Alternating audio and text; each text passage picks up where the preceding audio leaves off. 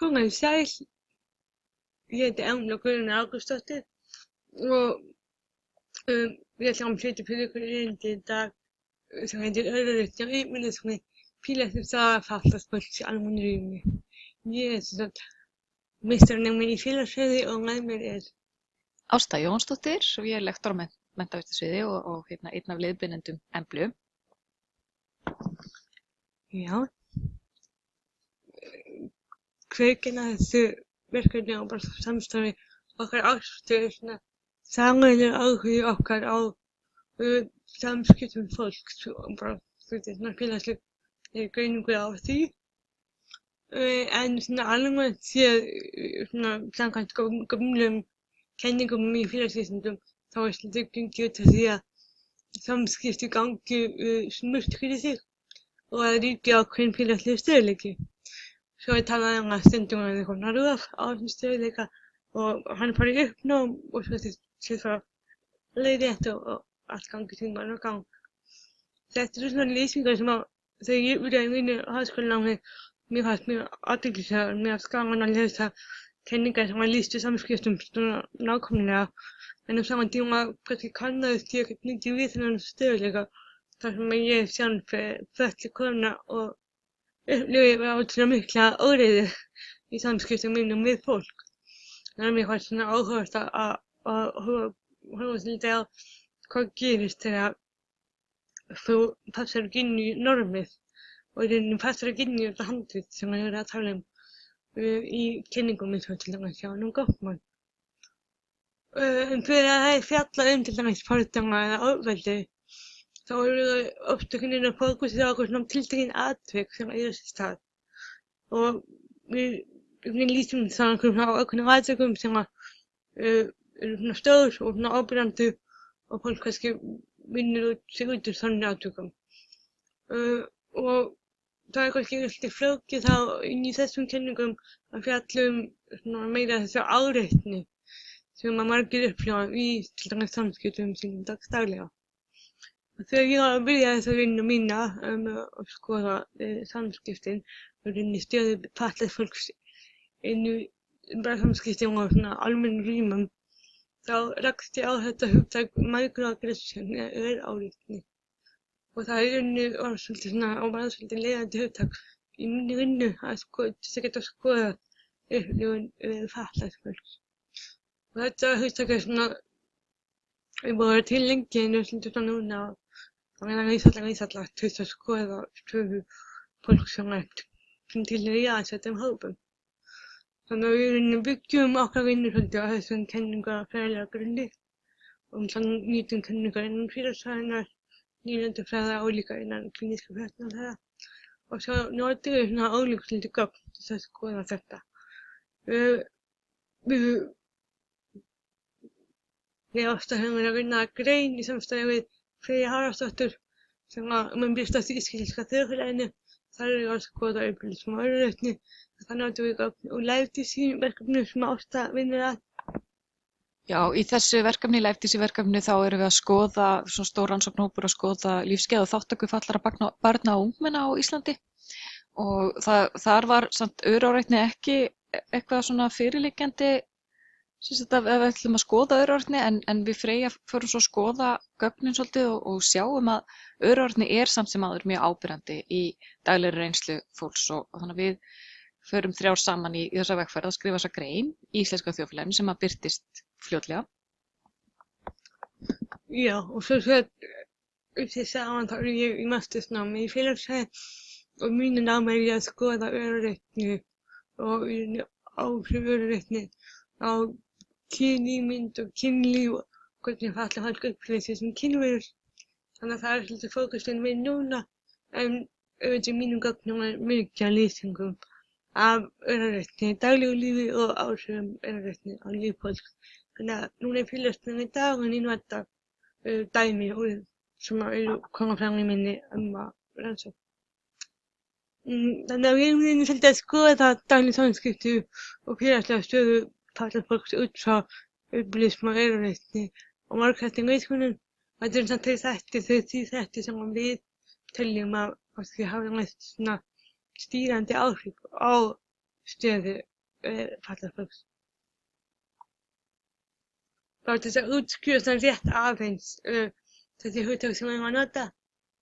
Altså, ableismi hugtök sem að ég er nú að berjast í aukana að séu notar innan fötlunarfræðina og líka í almennum fötlunaraktivisma.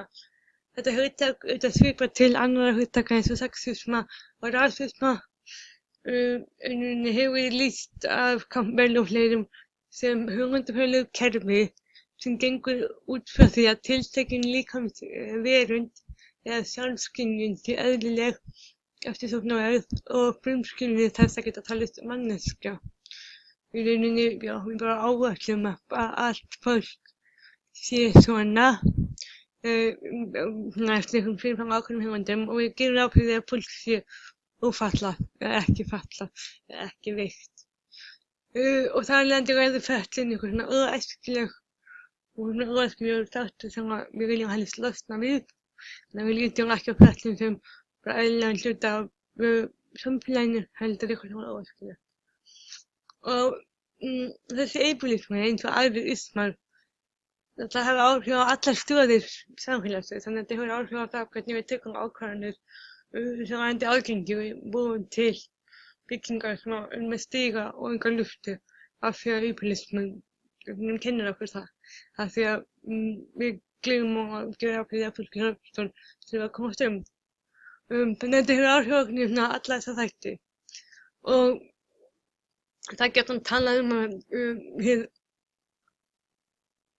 ófatlaða augnaráð en andur sig úlgeis sé svona það sem að svona afleiðingar ableisma sem að þetta að við einhvern veginn dæmum svolítið líkama allra áfra svona persónur fólks út frá þessu svona ófatlaða augnaráði. Og sennilega þetta hugtak líka svipað til hugmynda svona male-gaze sem þetta langi kynjafræði. Það er flókið að útskýra ableisma af því hann er hluti af ríkjandi hugmyndafræðilegu kerfi okkar samfélaga og þar af leiðandi er hann ósýnilegur. Það er flókið að benda á eitthvað sem er ríkjandi og það sem það er.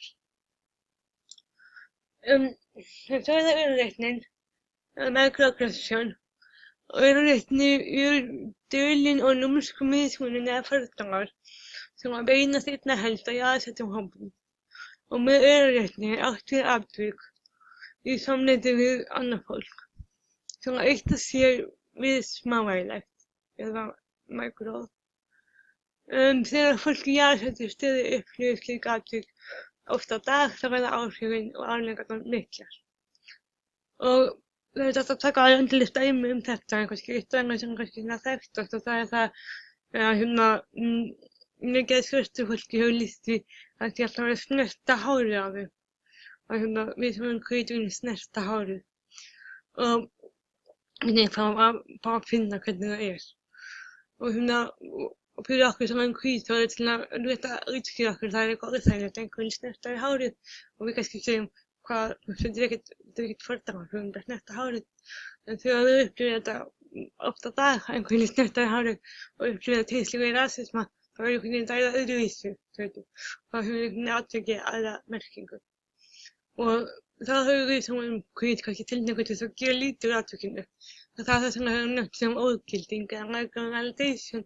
Það er það þegar við rengjum eða ógildum upplifun annarra af atvikinu.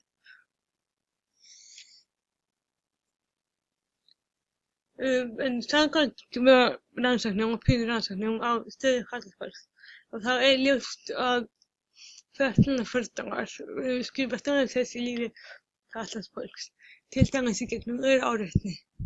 Og oft af þeirri áreitni sem að fólk upplifir, fatlað fólk upplifir, svipar til þess sem að fólk er að tala um að upplifa á grundvelli kynþátta, kynhneigðar eða kyngervis, en það er líka sem er ólíkt. Og oft af þeirri áreitni sem að fatlað fólk upplifir á sér stað fyrirvaralaust í almennu rými. Og það getur verið svolítið misjafnt hvernig örreitnin birtist og það er svolítið eftir þessum fyrirframgefnu hugmyndum sem við höfum fatlað fólk.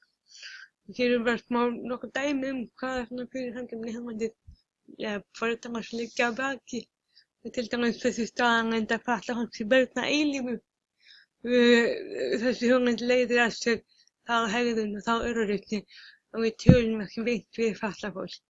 Eins og sjá á myndinni hérna fyrir neðan, þá hérna læknir að spyrja annan lækni hvað heldur að þau vilji í staðinn fyrir að spyrja frá fatlað fólk sjálft hvað það vill. Og það líka þessu þegar við lítum á fötlun sem það harmleik, eins og sjá á henni tökulendinni. Við líka tilneyingar til að líta á fatlað fólk sem hjálparlaust og ætlum líka að einhvern veginn fatlað fólk sé allt eins og til dæmis það að þau verður í hjólastól til það er fatlað. Þann dæmum staðan. Öryrkni, þegar ég horfði öryrkni í mínum gögnum, þá sá ég bara sama á rannsóknir sínar og öryrkni er áberandi og stýrandi þáttur í daglegu lífi og virtist til dæmis í gegnum gláp og í samskiptum með hundsun og útilokunni afskipta sérni. Þannig að svolítið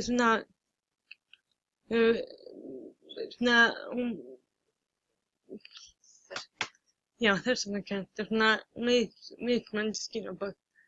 Við komum að fólk á hálfgerðinni upplýði sig á sama tíma áberandi en líka útsýnilegt og bara svona útsaga athygli. Og geta verið með eitt dæmi og minni rannsókn sem lýsir þessu ágætlega. Ég hef oft hugsað með mér eins og þegar ég er út í búð eða einhvers staðar, þá hugsa ég oft, á ég að fara að selja inn á sýninguna?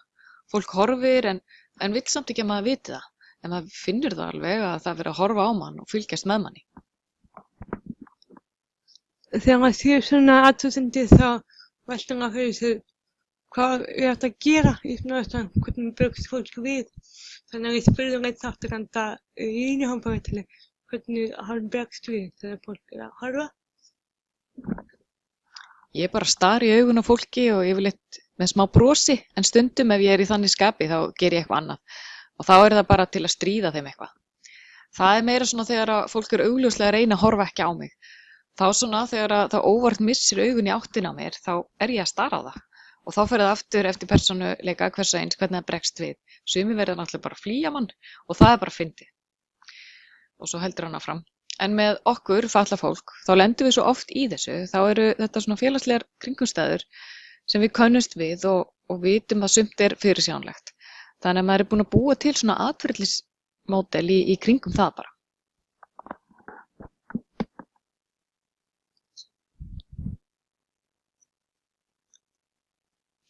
Þegar fatlað fólk upplifir öryrkni, þá lýsir það einnig gjarnan þannig að það sé tvennt í stöðunni.